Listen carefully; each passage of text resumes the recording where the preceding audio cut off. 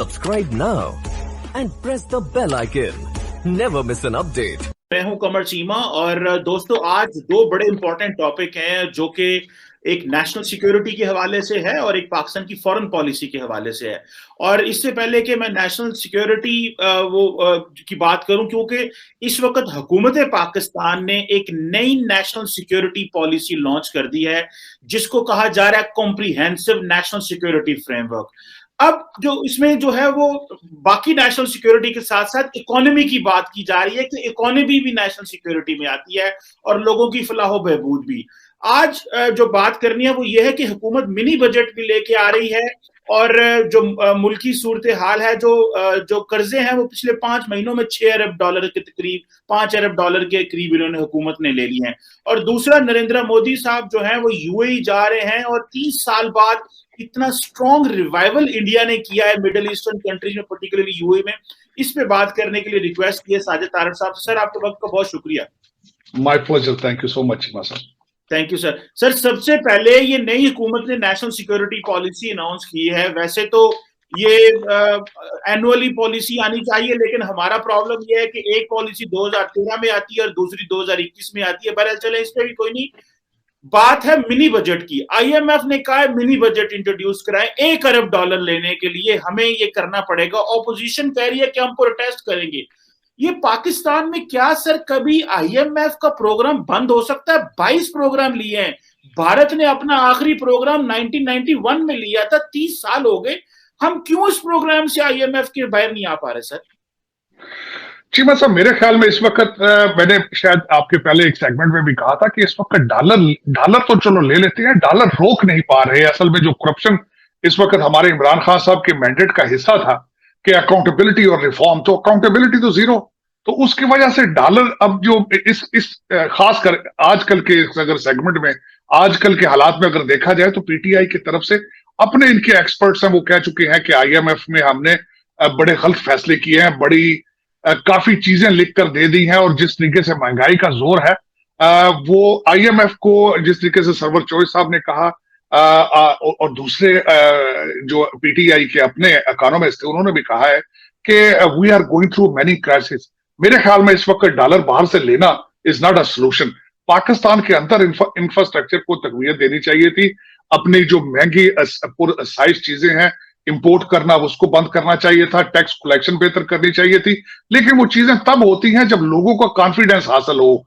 इस वक्त मेरे ख्याल में आपने देखा है जिस तरीके से केपीके में इलेक्शन में लोगों ने इत्मीनान का वोट नहीं करंट एडमिनिस्ट्रेशन को दिया, तो उस हवाले से काफी तहफात है, इंस्टेबिलिटी है।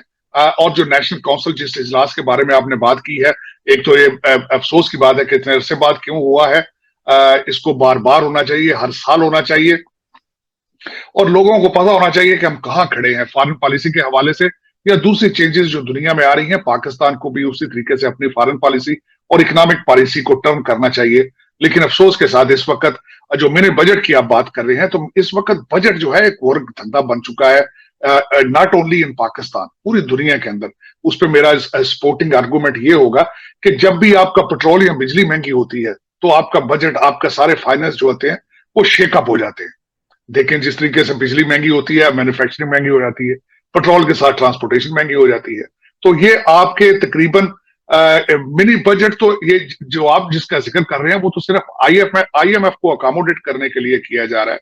लेकिन जब भी ये चीजें चेंज होती हैं तो उस वक्त आपके फाइनेंसेस, आपकी कौमी पॉलिसी जो है वो बिल्कुल वो हिल के रह जाती है। और इसमें सबसे ज्यादा जो बेचारे मार खाते हैं वो तनख्वाह वाला तबका, जिनकी तनख्वाह वैसे की वैसी रहती है, क्योंकि जो दुकानदार और जो कारोबारी लोग हैं वो तो अपनी चीजें महंगी करके फौरन कैचअप कर जाते हैं, लेकिन जिनकी तनख्वाहें नहीं बढ़ती बेचारे वो मार खाते हैं। और इसी वजह से पाकिस्तान के अंदर मैं समझता हूँ अगर एज ए सोसाइटी देखा जाए तो लॉ एंड ऑर्डर के हालात खराब हो जाते हैं, चोरियां डाके बढ़ जाते हैं। लेकिन अफसोस के साथ है इस वक्त अगर मैं कहूं तो खान साहब की अपनी कमिटमेंट थी कि मैं आईएमएफ के पास नहीं जाऊंगा, मजीद कर्जे नहीं लूंगा। लेकिन इन्होंने 3-3.5 साल में तो अपने पिछले सारे रैकेट जो है वो इन्होंने बीट कर दिए हैं। पिछले 70 साल में इतने कर्जे नहीं थे जो 3.5 साल में लिए हैं। और खान साहब अगर आप अपनी अकाउंटेबिलिटी नहीं कर पाए तो ये पैसे लेना जो है बहुत बड़ा रिस्क होगा। आप जिस तरीके से एनआरओ आपने नवाज शरीफ साहब को दिया, आपने जरदारी साहब को एनआरओ दिया, इन हालात में पैसे डॉलर लेना, तो फिर इसी तरीके से दोबारा ड्रेन होंगे पैसे, क्योंकि अकाउंटेबिलिटी मेरा ख्याल है आपके बस की बात नहीं है। ये जारी बात है सर, अकाउंटेबिलिटी तो हो नहीं रही, लेकिन सर इस वक्त ये कहा जा रहा है कि इमरान खान साहब जो है उनसे हुकूमत तो चल रही नहीं, लेकिन पाकिस्तान में ऑपोजिशन भी ऑपोजिशन नहीं कर रही। सो लोगों के लिए जो इंपॉर्टेंट चीज होता है कि ऑपोजिशन अपना रोल प्ले करे, लेकिन यहाँ पे आपको पता है कि एक कॉन्सेप्ट होता है डेट सीलिंग, यानी कि हर हुकूमत जो है वो कितना कर्जा ले सकती है, पार्लियामेंट उस पर रोल प्ले करती है। यहाँ पे जो हुकूमत का दिल करता है कैबिनेट में बैठ के कर्जा ले लेते हैं, ऑपोजिशन बोलती नहीं है। तो सर ये सारे हुक्मरान जो है ये एक ही एंगल और एक ही नजरिए से चल रहे हैं। वो जो अकाउंटेबिलिटी का मैकेनिज्म विद इन पार्लियामेंट हुकूमतों को रोकना कि वो अनचेक्ड कर्जे ना ले, इसके ऊपर भी कभी बात नहीं हुई। तो क्या ऑपोजिशन भी अब उसी तरह खामोश रहेगी और हुकूमतों और हुकूमत के साथ मिलकर अवाम को निचोड़ रही है? चीमा साहब, ये करप्शन करने के लिए ग्रैंड अलायंस है, उसमें आप अपोजिशन या हुकूमती पार्टी की आप इसको ज्यादा एक दूसरे से अलग नहीं कर सकते। अगर आप पीटीआई की कैबिनेट देखें तो ये वही कैबिनेट है जो परवेज मुशर्रफ दौर में कैबिनेट थी। ये मांगे तांगे लोग हैं जो पीपल्स पार्टी और नून लीग से आए थे और ये वापस चले जाएंगे। इनकी अपोजिशन भी इनके यार दोस्त हैं, सारे इनके कोलीग हैं। दोबारा आपको मैं यहाँ पे ये बताना चाहूंगा, अगले दिन याज सादिक साहब ने नवाज शरीफ साहब को जाके एक लिस्ट प्रोवाइड की है कि ये लोग पीटीआई के एमएनए वापस आना चाहते हैं और सिर्फ ये अपने टिकटों की गारंटी मांगते हैं। तो कहां अपोजिशन, कहां हुकूमत? ये सारा एक ग्रैंड अलायंस है करप्शन का। मुल्क को लूटना, अवाम को बेवकूफ बनाने का एक एजेंडा है और उस पर चलते रहेंगे ये पिछले 73 साल से। आज देखें वही हो रहा है जो सिकंदर मिर्जा अयूब खान दौर में हो रहा था, बिल्कुल उसी तरीके से पूरा सिस्टम चल रहा है।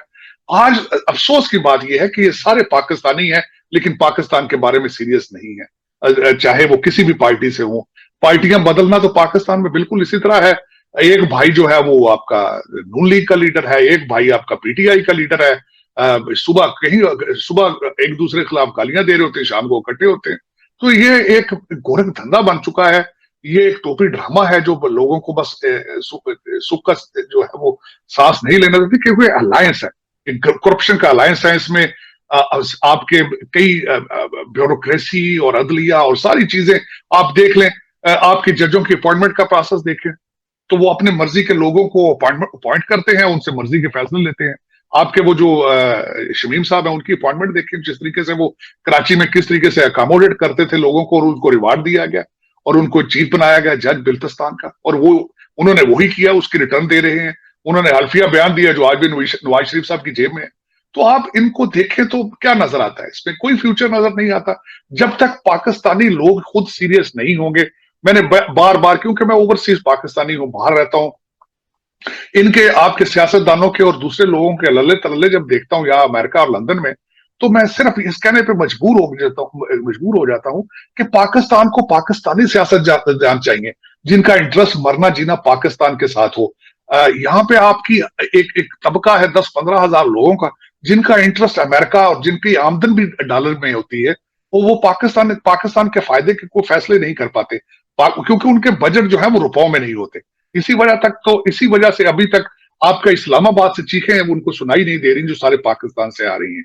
इस वक्त आप देखें, आपके पेट्रोलियम, आपकी बिजली के बिल आप देखें, आप आटे चीनी के क्राइसिस देखें, बिजली के क्राइसिस देखें।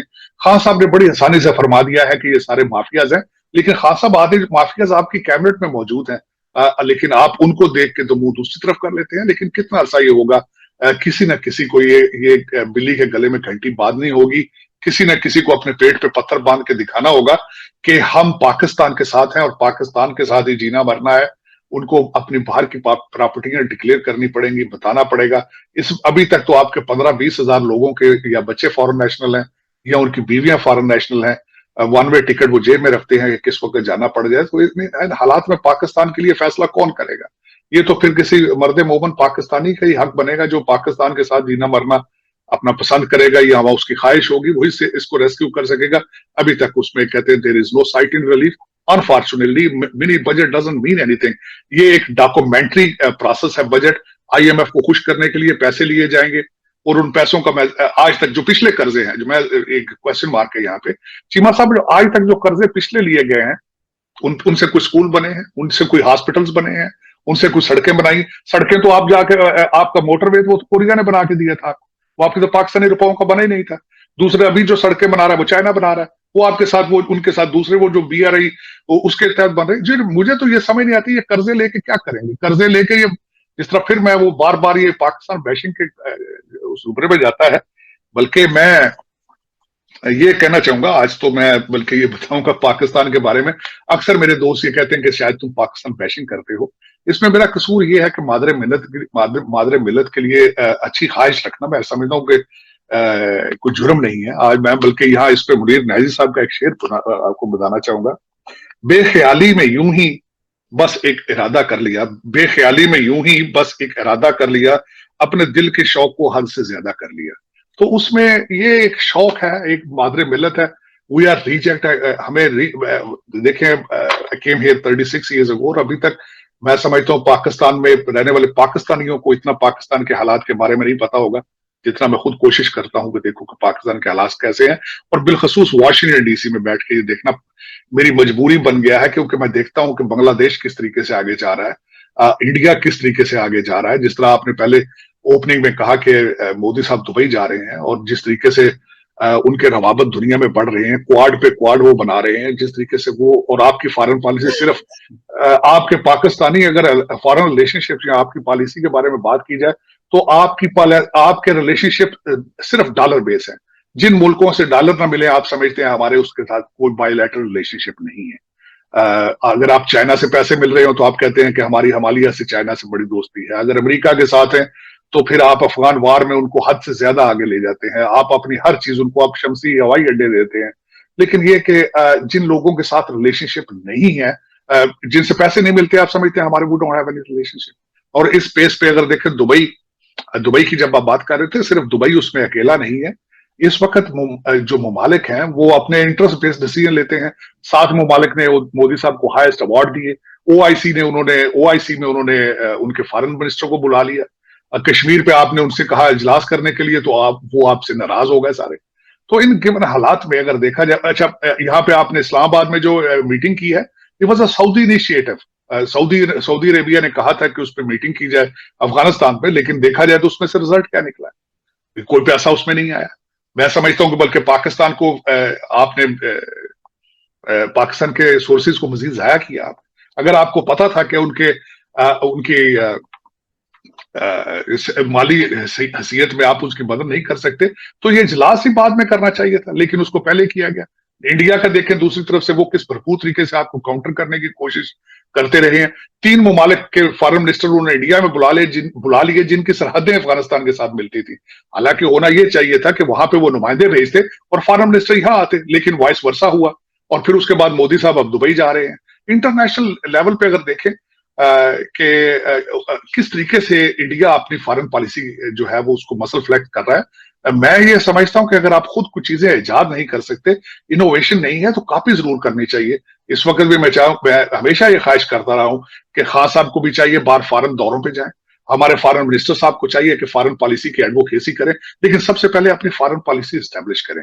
एक अपना फैसला कर लें कि अगर डेमोक्रेटिक समिट के अंदर रिफ्यूज करके आप चाइना के कैंप में गए हैं तो स्टिक करें उसके साथ। इस वक्त आपको पता है चाइना की आपके साथ रिलेशनशिप ठीक नहीं है, क्योंकि वो आपसे पैसे मांग रहे हैं मिलियंस के हिसाब से। आई बिलीव $76 मिलियन वो मांग रहे हैं, जो उनके 10 बंदे मरे थे। और आपका BRI इस वक्त जो वो मंसूबा है वो रुक चुका है बिल्कुल। आपको चाहिए इन चीजों पे काम करें, चाइना के कैंप में जाएं, उनको राजी करें और आगे बढ़े। ये बजाय कि IMF का पैसा, पहले जिस तरह आपने बताया कि इतने बड़े हम 22 प्रोजेक्ट कर चुके हैं, अगर उन 22 प्रोजेक्ट्स में से हमने कुछ गेन नहीं किया, वो 22 प्रोजेक्ट्स के डॉलर जो है वो हमारे जनरल मैसेज तक नहीं पहुंच सके, तो आज कौन सी गारंटी है जो पैसे बाहर से आएंगे वो जनरल मैसेज के वेलफेयर पे जाएंगे? तो इसलिए ये पाकिस्तान को चाहिए, पाकिस्तान के डिसीजन मेकर्स को चाहिए कि वो अपनी फॉरेन पॉलिसी पे तवज्जो दें, और ये बाहर से प्राडो और जो आईफोन है इसकी इंपोर्ट जो है इसको बंद करें कुछ अरसे के लिए। ये जो लल्ले तरल्ले हैं बहुत हो चुके हैं, अब प्लीज कुछ अरसे के लिए पाकिस्तान को सीरियस होना पड़ेगा। ये बिल्कुल सही कहा, सीरियस होना पड़ेगा। और तारड़ साहब, जिस तरह आप बात कर रहे थे कि Indian prime minister Narendra Modi जा रहे हैं अबू धाबी, और ये उनका पिछले 6 साल में चौथा विजिट है। सो आप इमेजिन कर सकें हर 1.5 साल बाद वो विजिट कर रहे हैं। जबकि तारड़ साहब इससे पहले 30 साल कभी इंडियन प्राइम मिनिस्टर जो है 2015 से पीछे इंडियन प्राइम मिनिस्टर कभी कोई अबू धाबी जाता ही नहीं था। सो फॉर लॉन्ग हमने मुस्लिम वर्ल्ड को हाईजैक करके रखा about India and about Kashmir. अभी की पोजीशन ये है कि वो इंडिया जो है वो अबू धाबी को और मिडिल ईस्टर्न कंट्रीज को कह रहे हैं एक्सटेंडेड नेबरहुड, जो इंडिया हमारी एक्सटेंडेड नेबरहुड है, जबकि हम जो है वो जाते हैं वहां पे कि साढ़े वीजे बंद कर छड़े, साढ़े वीजे खोलो। So there is difference. So हमें क्या करना होगा कि हमें जो मिडिल ईस्टर्न जो हमारे भाई हैं, देखें आज भी मिडिल ईस्टर्न ममालिक जो हैं सऊदी अरब और यूएई पाकिस्तान की बड़ी मदद करते हैं। गो के हमारी कमजोरियां, लेकिन वो पाकिस्तान के साथ खड़े होते हैं जब हम उन्हें कहते हैं, हमारी साथ देते हैं। पर ये कब तक कटोरा लेके घूमते रहेंगे? अभी तो हमारे नेशनल सिक्योरिटी एडवाइजर ने तारड़ साहब कह दिया है कि जो मांगने वाले होते हैं उनको कोई नहीं देता। सो हमें ये अपनी ओरिएंटेशन कैसे बदलनी होगी कि हमने जो मुस्लिम ममालिक को रोक के रखा, आज वो मुस्लिम ममालिक जो है वो इंडिया के साथ चले गए, बल्कि कश्मीर में तो दुबई की गवर्नमेंट इन्वेस्टमेंट कर रही है। सो हमें ये जो फ्रेमवर्क है कि हमें जो मुस्लिम ममालिक हैं कि हम वहां पे जाके रिक्वेस्ट कर रहे हैं हमारे वीजे दे दें, और वो जाके एक्सटेंडेड नेबरहुड और जो 3.3 मिलियन इंडियन डियास्पोरा इस वक्त अबू धाबी में है, तो आप इसको कैसे देखते हैं? हमें क्या करना पड़ेगा अबू धाबी को दोबारा री इंगेज करने के लिए? ये सिर्फ अबू धाबी वाली बात नहीं है चीमा साहब, पाकिस्तान को अपनी फॉरेन पॉलिसी को रिविजिट करना पड़ेगा और डॉलर बेस्ड या फाइनेंशियल बेसिस से हट के फॉरेन पॉलिसी बनाना होगी। उसकी वजह यह है, जिस तरह मैंने आपको अर्ज की अभी, कि हमारी टोटल फॉरेन पॉलिसी इस वक्त खैरात पे चल रही है, क्योंकि उसकी वजह ये जो पैसा देता है हम कहते हैं जी हमारे इनके साथ बहुत पुरानी रिलेशनशिप है। सऊदी अरेबिया आपसे पैसे वापस मांग ले तो आप उनके खिलाफ हैं, अगर सऊदी अरेबिया आपको उसमें से पैसे कुछ दे दे तो आप कहते हैं जी हमारे ये फरमा रवा है, ये हरमैन शरीफैन है, हमारे सदियों से हमेशा रेस्क्यू करते रहे हैं। तो ये खुदा रहा इन चीजों से निकलें और अपनी फॉरेन पॉलिसी जो है किसी ऐसे मुल्क में भी जाने की कोशिश करें जहां पैसे मांगने ना जाए, तो ये तब आपकी फॉरेन पॉलिसी। मैंने जिस तरह आपको अर्ज की ना कि पाकिस्तान में पाकिस्तानी लीडरशिप होनी चाहिए जिनके इंटरेस्ट पाकिस्तान में मौजूद हों। कल आज तक देखे, मेरा ये क्वेश्चन मार्क होगा, आपकी फॉरेन पॉलिसी किस तरह ठीक होगी? जो भी आपके पुराने, आप सबसे पहले तो आप पाकिस्तान जो है वो ऑपरेट लंदन से बैठ के हो रहा है। आपके सारे लीडर जाते हैं अपनी हुकूमत करने के बाद वापस अपनी प्रॉपर्टीज बिजनेस वहां मैनेज करते हैं, या लूट के लिए वापस आते हैं फिर चले जाते हैं। ये हर पाकिस्तानी को पता है, आपके खान साहब को भी पता है, जिन्होंने बड़े प्यार के साथ नवाज शरीफ साहब को बाहर भेजा जहाज में बिठा के। तो देखें, ये आप अभी तक तो आप ऑपरेट हो रहे हैं लंदन से।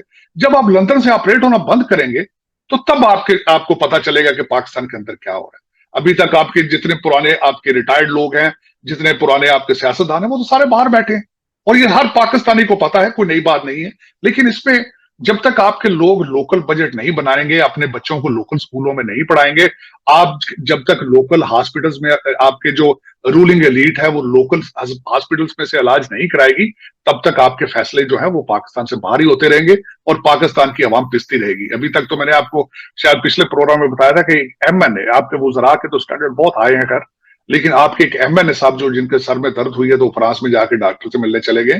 तो ये कोई ढकी छुपी बात नहीं है, कोई नया सीक्रेट नहीं है, ये सारे मीडिया पे है। लेकिन unfortunately this is what Pakistan is facing right now. Pakistani लोगों को, पाकिस्तान की एस्टेब्लिशमेंट को, सारे पूरे पाकिस्तान को ये सोच के फैसला करना पड़ेगा कि हमारी डायरेक्शंस क्या हैं। अब इससे आगे मेरे ख्याल में हालात जो हैं वो आप खान साहब ने, मैं समझता हूँ एक बहुत बड़ी स्पीच में एडमिट किया है कि आपकी फॉरेन पॉलिसी इस वक्त खतरे में है आपके इकोनॉमिक क्राइसिस की वजह से। तो मैं समझता हूं इससे आगे आप कहां जाएंगे जब आप कौमी सलामती जो है वो खतरे में हो आपके फाइनेंशियल इश्यूज की वजह से। तो इसके बाद अब आपके पास गलती की गुंजाइश तो मौजूद नहीं है। आपको देखना होगा कि आप किस तरीके से फॉरेन रिलेशनशिप आप किस तरह बनाते हैं। फॉरेन रिलेशनशिप में खासकर मैं समझता हूं कि हमारा अब पाकिस्तानी डायस्पोरा को एक कई रोल अदा करना चाहिए, लेकिन जब तक आपके डिप्लोमेटिक मिशंस एनर्जाइज नहीं होंगे, उनमें चेंजेस नहीं आएगी, पाकिस्तानी डायस्पोरा उस वक्त तक इन्वॉल्व नहीं होगा, क्योंकि उनको नजर आता है कि आप खुद पाकिस्तान की पॉलिसीज के बारे में सीरियस नहीं है। तो अगर आप खुद सीरियस नहीं है तो डायस्पोरा क्यों करेगा आपके साथ? लेकिन diaspora can play a major role. अब अमेरिका की मिसाल देखें, इंडियन डायस्पोरा एक बहुत बड़ी ताकत है उनकी, और आज से नहीं है, बल्कि मुझे एक दफा यहाँ पे हमारे एम्बेसडर साहब थे, जिलानी साहब, उन्होंने मुझे कहा कि पाकिस्तान को F-16 इस वजह से नहीं दिए जा रहे क्योंकि इंडियन डायस्पोरा अपने कांग्रेसमैन और सेनेटर्स को लेटर लिखता है और हम उनसे कितना पीछे, हम अपना डायस्पोरा हमारा कितना एंगेज्ड है अपने कांग्रेसमैन और सेनेटर्स के साथ। So we have to cover this travel, और इस ट्रैवल में हमें चाहिए कि हमारे पाकिस्तानी डिप्लोमेटिक मिशन सीरियस हो, पाकिस्तान की फॉरेन मिनिस्ट्री सीरियस हो, पाकिस्तान की एक फॉरेन पॉलिसी हो जिसपे हम स्टिक कर सकें और उसकी बेसिस पे आगे चल सकें। बिल्कुल सर, एक आखिरी छोटा सा सवाल आपसे करूंगा क्योंकि आपसे इस टॉपिक पे बात नहीं हुई। ये जो सर्बिया में और अर्जेंटीना में जो पाकिस्तान की एम्बेसियों के सोशल मीडिया अकाउंट्स हैक हुए हैं और वहां पे इमरान खान साहब के खिलाफ बातें हुई कि हमारी तनख्वाहें में नहीं मिली, ये नहीं मिला, हमारे बच्चे स्कूलों से बाहर, और अर्जेंटीना में व्हाट्सएप वो जो इंस्टाग्राम है उस पर जो आया है कि जी वो JF-17 थंडर के हवाले से, आप क्या समझते हैं कि एम्बेसीज के अंदर कोई फ्रस्ट्रेशन है या ये वाकई एक जिसे आप कह लें कि इसे ये वाकई हैक हुआ हो के अकाउंट्स, या आप समझते हैं कि कुछ ना कुछ डिप्लोमेट्स के अंदर शायद कभी कोई होती भी है फ्रस्ट्रेशन या किसी ने कोई शरारत कर दी हो इस तरह? देखिए चीमा साहब, ये पहली दफा वाकया हुआ। मैं देखें खुद 35-36 साल में अमेरिका में रह रहा हूं, लेकिन आज तक पहले किसी एम्बेसी का कोई अकाउंट हैक नहीं हुआ। आज क्यों हैक हो रहा है, ये एक बिल्कुल कंफ्यूजन है। आज तक मेरे 35-36 साल के बाहर रहते हुए मैंने नहीं सुनी थी ये पहले खबर, आज ये देखा जा रहा है। मेरा जो ख्याल है ये फ्रस्ट्रेशन का इजहार है, क्योंकि फॉरेन जो डिप्लोमेट हैं, जिस तरीके से इस वक्त 22 करोड़ लोग कंफ्यूज हैं, नर्वस हैं कि हमारे साथ क्या होने वाला है। आप देखें इस वक्त हर पाकिस्तानी कंफ्यूज है कि इस जो PTI गवर्नमेंट है ये कितना अरसा निकालेगी। नवाज शरीफ साहब किस तरह के बयान दे रहे हैं, वापस आने की बातें हो रही हैं, उनकी ताहियात नाअहली है उसको चैलेंज किया जा रहा है, डीलें हो रही हैं इस तरह के। तो बिल्कुल आप देखें डिप्लोमेट भी तो अल्टीमेटली पाकिस्तानी है, उनकी भी फ्रस्ट्रेशन है। लेकिन ये मेरा एक और दूसरा क्वेश्चन है, ये सिर्फ पाकिस्तानी एम्बेसियों के अकाउंट क्यों हैक हो रहे हैं, बांग्लादेशियों के क्यों नहीं हैक हो रहे, इंडिया की एम्बेसियों के क्यों नहीं हैक हो रहे, इजराइल के एम्बेसियों के हैक क्यों नहीं हो रहे? ये सिर्फ पाकिस्तान की एम्बेसियों में से इस तरह का रिएक्शन आ रहा है, ये एक क्वेश्चन मार्क है। ये चाहिए कि फॉरेन मिनिस्ट्री, एक ऑब्लिगेशन बनती है कि इस कंफ्यूजन को क्लियर करें कि एक दिन आप अर्जेंटीना का, और बाकी जो बात उन्होंने की थी जिसमें उन्होंने वो जो आपने F-17 की बात की है पाकिस्तानी हथियारों की, वो जो खबर उन्होंने की वो खबर सच थी। वो या तो उसको भी डिनाई करें, वो तो डील तो बाकी, वो जो फ्रस्ट्रेशन या तो झूठी होती वो थी वो। और Pakistan is facing through the financial crisis, तो इसी हवाले से जो दूसरी एम्बेसी पहले जो आया था कि हमें तनख्वाह नहीं मिली, तो पाकिस्तान के क्राइसिस के बारे में तो खान साहब खुद बता चुके हैं कि हमारी national security is under threat. तो या तो अगर हैक हुए हो तो किसी ने कोई गलत बात की हो, जो बातें हैं वो दोनों सच्ची थी। लेकिन ये चाहिए पाकिस्तानी, ये हमारे फॉरेन ऑफिस का काम है कि इसको क्लैरिफाई करें या अपने डिप्लोमेट्स की ओरिएंटेशन करें कि आपने अगर फ्रस्ट्रेशन का इजहार करना है तो इस तरह इंटरनेशनल फोरम पे पाकिस्तान की जगह हजाई ना कराएं, बदनामी ना कराएं। क्राइसिस तो जो है वो तो फेस करने ही करने हैं। और जिस तरीके से पता है आपकी करंट एडमिनिस्ट्रेशन जो आपकी PTI की गवर्नमेंट है, इनको हर इस वक्त पाकिस्तान में जो भी मसला है, इनको हर मसले के बारे में पता है, हर चीज के बारे में पता है, लेकिन डिनायल के मूड में है। ये बिल्कुल उसको एडमिट नहीं करते। जिस तरीके